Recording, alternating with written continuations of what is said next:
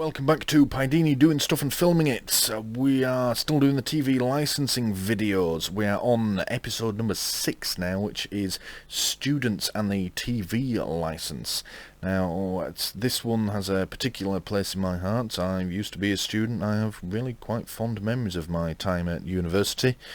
Yeah, and I do think that TV licensing sees students as a bit of a soft target, and yeah, there's certainly some shady tactics going on when it comes to that.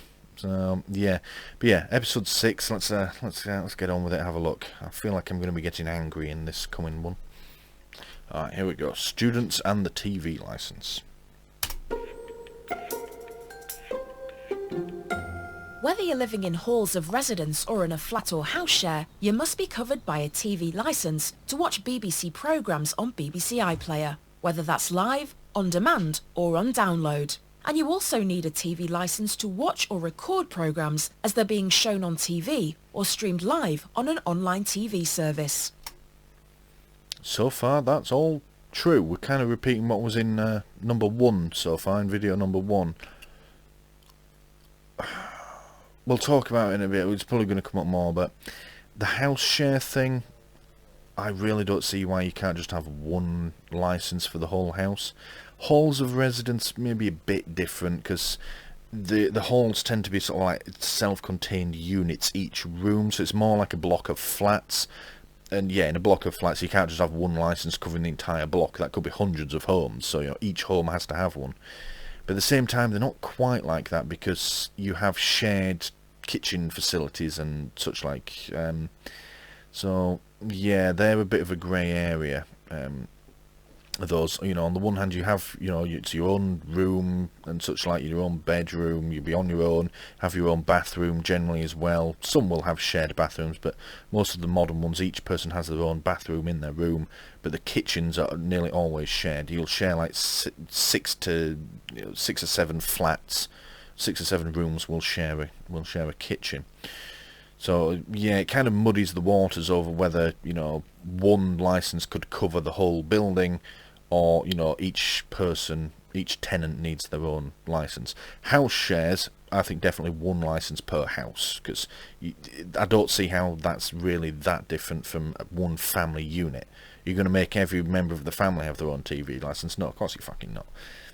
But yeah, halls of residence, they kind of muddy the waters. I would say a fair compromise, so they can stop picking on students, will be one TV license per kitchen. You know, that's might be, you know, 6 or 7, maybe 8 flats. They share a kitchen, so you could say they're a household. They need a TV license between them. That would be fair enough. But anyway, let's get on with it. That includes all channels and services, not just the BBC. So if you're watching cable, satellite or any other TV services live, then you need a TV licence. That includes services like All 4, Sky Go, Virgin Media, Now TV, BT TV, Apple TV, YouTube, Amazon Prime Video, ITV Hub, Freeview, FreeSat or YouView. That's pretty much the exact same list as they gave us earlier. Well, I think it is the exact same list. Included YouTube again in it. I mean, I'm not going to say students are stupid, because they're obviously not, but they can be quite naive, and I wonder how many people have bought TV licenses because they watch stuff on YouTube, live streams on YouTube. It's probably not that many. It's probably only a small percentage, but still, again, muddy in the waters. But this seems to be taken direct from number 1, does this section, so let's just power through it. I've already ranted about this bit. This applies to any device you're using, including TV, desktop computer, laptop, mobile phone, tablet, games console, Digibox or PVR, DVD, Blu-ray, VHS recorder. Again with the VHS recorder! No student nowadays is going to have a VHS recorder. Also, why do they think that every student's room is going to be messy? There's a muddy football down here at the bottom, and there's clothes strewn around everywhere. I mean, alright, it's not going to be the tidiest place in the world, but I mean, you know, that games console isn't plugged into anything, and why have they put a t-shirt underneath it? There's a piece of pizza just left there on the floor. Who leaves pizza on the floor? You fucking eat it. Yeah, no student's had a VHS recorder since like the 90s. Why would you pile dirty washing, next to your bed? To the point where you can't get in it. You'd put it in the corner or something, wouldn't you? In the bathroom. Fucking hell. Yeah. Also, where's the pornography and the fucking condoms on the floor and such like? Whoever made this has clearly never been a student. And streaming sticks or boxes. If you watch streamed programmes live online or via satellite from outside the UK or Channel Islands, such as foreign channels, and overseas sports matches or TV shows, then you need a TV licence. If you record a programme to watch it later, if you watch a programme on delay, or if you watch or record repeats, this is all just you the need same a as number TV one, licence. but with a slightly different setting. If you watch plus some one, ridiculous plus two, student or plus room. 24 channels, guess what? That's right, you need a TV licence. If you're in halls, a communal licence won't cover your room. But if your out-of-term address, for example your parents or guardians, has a TV licence, it will cover you, providing you only use a device to watch TV that's powered solely by its own internal batteries. For example, your mobile phone, a laptop, or a tablet. And it isn't connected to an aerial or plugged into the mains. Otherwise, if you're plugged in while watching, you'll need your own TV licence. That just seems so daft. I mean, it's true that you don't need a TV licence to watch TV, and this doesn't just apply to students, this applies to anyone. In any context, you don't need a TV licence if the device you're using is powered by its own internal source. And you used to be able to get little portable TVs, they have a big aerial that you'd pull out. I don't think they're a thing anymore. Well, they can't be a thing anymore because I very much doubt they were made to receive digital TV signals. By the time they turned off the analog TV signal, smartphones were a thing, so there was never any need to make them. I've never actually seen one of those portable TVs in the flesh either. They were a bit of a niche product, but yeah, you never needed a TV license to use those. But it just seems so daft, doesn't it? I mean, alright, so if I have a TV in my room, I need a TV license while I'm in halls. Okay. But if I just watch it on my laptop, which, I mean, my laptop screen that I'm watching this on now is the same size as the TV that I had when I was a student.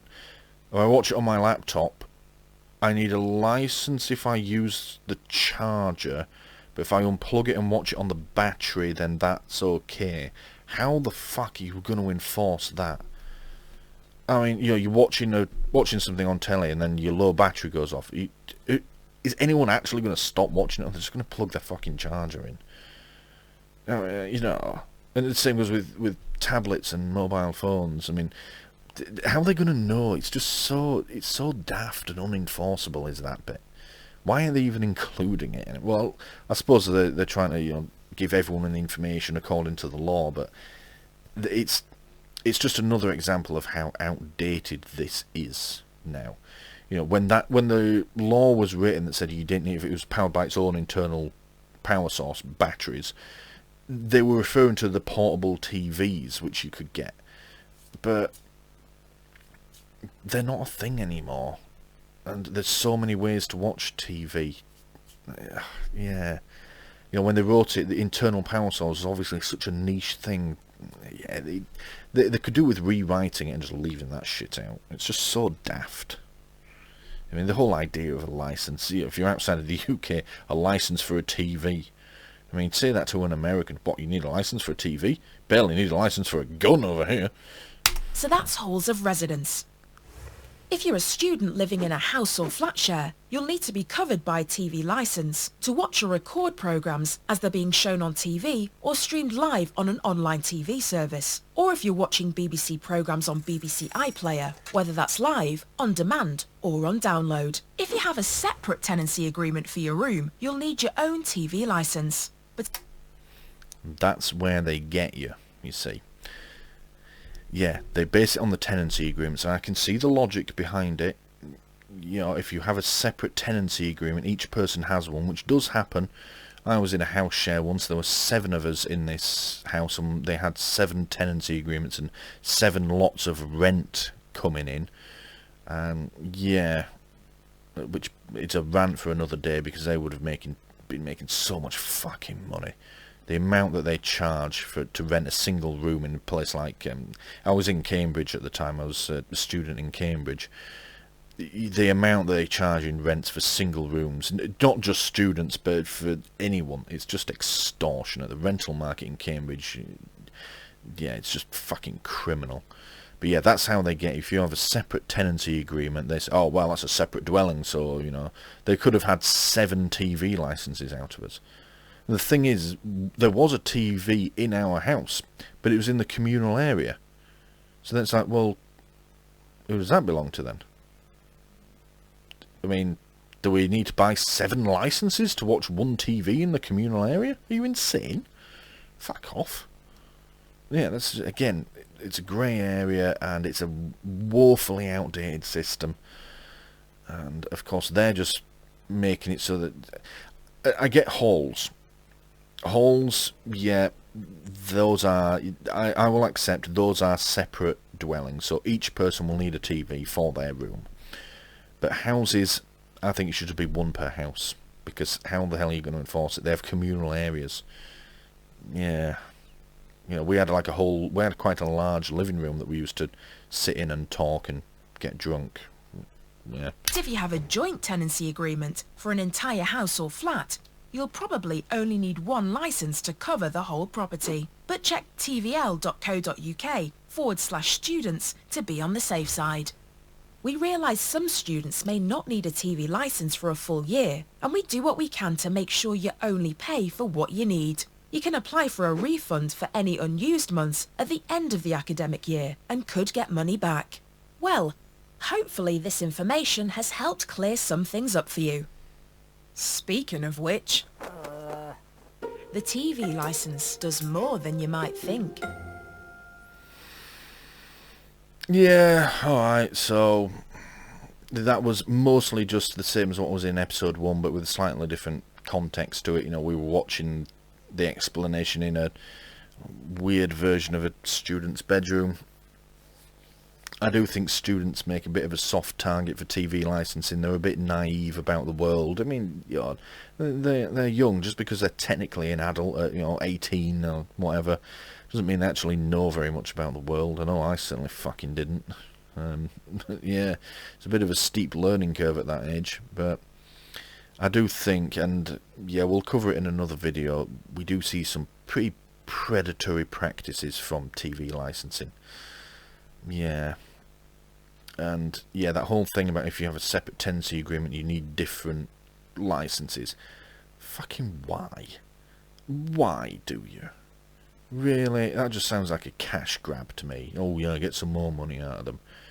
But yeah, like I say, one of my shared houses, there were 7 of us in this house. It was a bit overcrowded, but you know, we all had a good time. They're trying to say that, you know, we should have had 7 TV licenses when there was 1 TV in the whole house, and it was in the communal area. It was in the living room. What the fuck? And what if say like 2 people buy a TV license but nobody else does? Do we have to send them out of the room? Are they not allowed to watch TV with us? It's just daft. And oh, fucking hell. Right. Anyway, I think we've got 1 more to go. This has been a bit of a marathon, but we're getting there anyway. It's been, yeah, alright, I'll see you in the next video. Thank you for watching this video on Pidini doing stuff and filming it. Please don't forget to press the big button here in the middle to subscribe if you haven't already done so. If you liked what you just saw, please click the like button below and leave a comment letting me know what you liked about it. And as always, thank you for watching.